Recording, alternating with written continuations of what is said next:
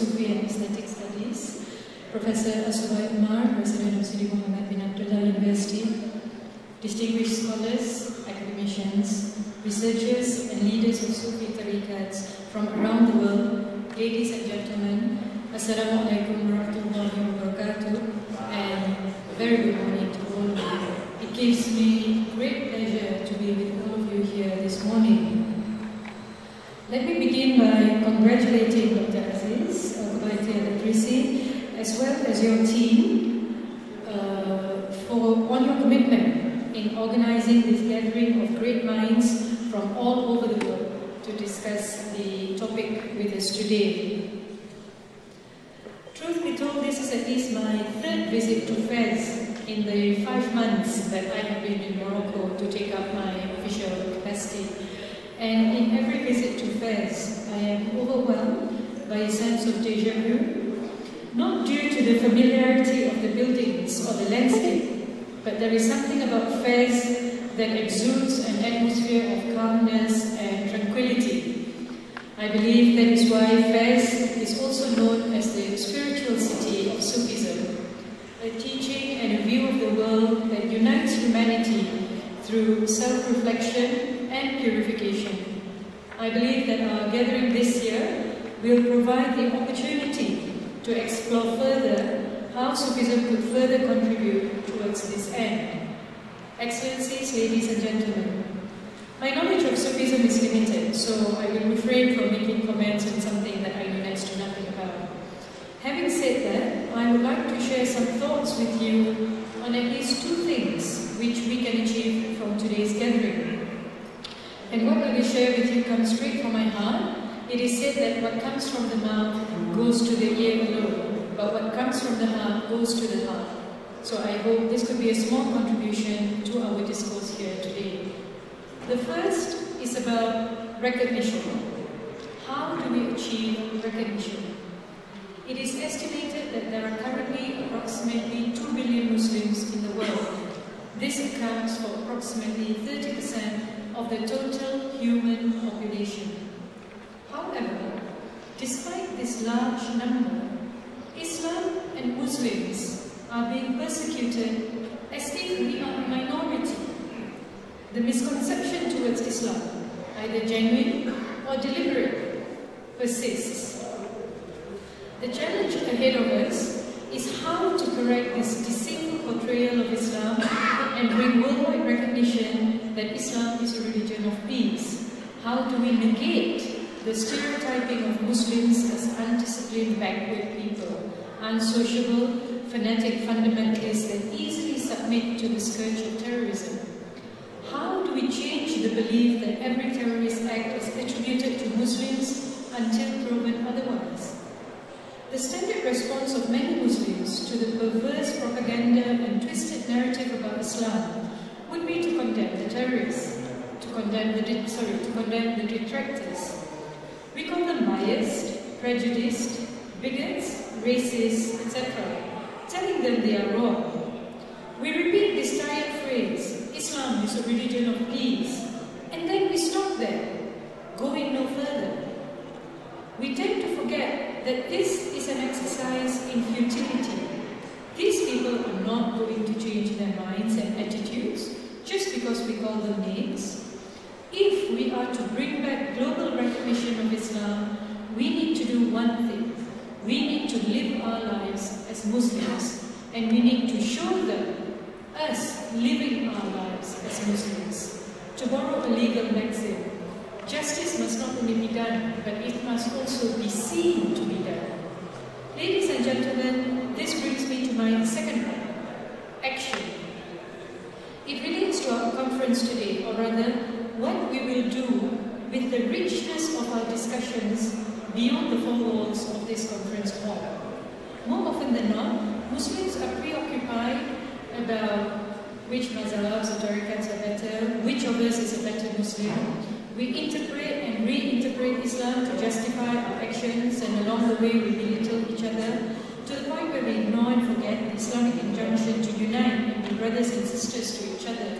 The Prophet Muhammad said, "You are not able to perfect your faith until you want for your brother what you want for yourself." And this is an area where I believe the teachings of Sufism could contribute immensely towards the unification of the Ummah, through the development of the most basic element, which is self-purification, which leads to good human relations. In the words of Maulana Jalaluddin Rumi, yesterday I was clever, so I wanted to change the world. But today I am wise, so I am changing myself. My point is changing the world begins by changing oneself. We have to show to the world that Islam is not just about the congregation of ulamas and sheikhs. It is not just about reading the Al-Quran, Hadith and Islamic kitabs. It is not about wearing the burqa and hijab. It is more than this. Islam is the way of life, and how we Muslims live our life affects how people see Islam. An example I would offer in this regard is of the Egyptian footballer, Mohamed Salah, Mo Salah. He's currently deemed the best talent the footballing world has ever seen. Now, for the record, I don't much follow football, since I don't quite comprehend the philosophy of 22 adult men running around the field for 90 minutes chasing after one ball. But there is something about Mo Salah that is breaking down the usual stereotypes of Muslims. Mo Salah has scored more than 30 goals for Liverpool this season. With every goal he scores, he puts his forehead on the ground, thanking Allah for his success. And he does this openly, and he does this consistently. Surprisingly, by doing that, more and more people are attracted to Islam. His fans are chanting, if he's good enough for you, he's good enough for me. If he scores another few, then I'll be Muslim too. If he's good enough for you, he's good enough for me. Sitting in a mosque, that's where I want to be. And bear in mind, these are Liverpool fans, these are British fans of football. And if you follow British football, you know the crowd that is actually chanting this, and I think that's impressive. Now let's be clear, the fans are attracted to Mo Salah not because he prays 5 times a day, or he goes to the weekly Friday prayers, or he prays to Allah every time he scores. That is a private matter between him and Allah.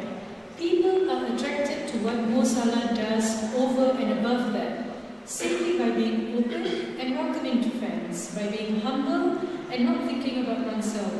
Mo Salah has been effective in arresting Islamophobia and has managed to cut through the bigotry of the media. Now this is the strength of one Muslim person.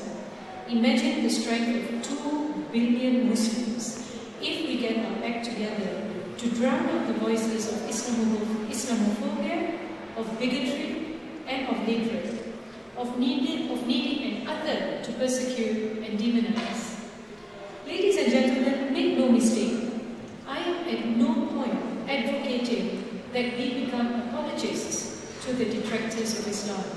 Far from it. I am calling for us to proudly, openly, and loudly proclaim our Islam, our soft and gentle approach to life, our generosity of spirit, our welcoming of brethren, be they fellow Muslims or otherwise.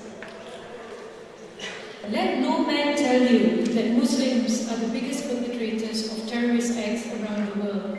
The largest study of its kind has found that perpetrators of terrorist acts who are or proclaim to be Muslim are nowhere near the majority. Next, let no one also tell you that Muslims are not generous or care only for fellow Muslims. Another worldwide study has found that the most generous donors across the globe are those professing the Muslim faith. Due also to the Muslim faith, many do not openly proclaim their charity, wishing instead to remain anonymous. Now, ladies and gentlemen, I sincerely hope our gathering today will provide us with greater understanding of the concept of Sufism, of moderation, and various other elements and values of Islam. This in turn will allow us to draw experiences from each other, as well as to explore every opportunity that will allow the mainstreaming of the notion that Islam is a religion of peace. As the Ambassador of Malaysia, I take this opportunity to reaffirm Malaysia's commitment to share our experience in marginalizing extremism, while at the same time maintaining peace and tranquility within a multi-ethnic, multi-religious society where different faiths and religious convictions coexist and flourish. Once again, my sincere congratulations to Dr. Aziz, Professor Sobaymar, and the entire organizing committee for this excellent effort in promoting the value of Sufism and how it can contribute towards the development of human capital through self-purification. I am confident this gathering of great minds will produce useful recommendations and findings for the benefit not just of the Muslim Ummah, but for humanity at large. As they say, when great minds meet, great things happen. With that, I wish you all the best in your deliberations. Thank you. Shukran.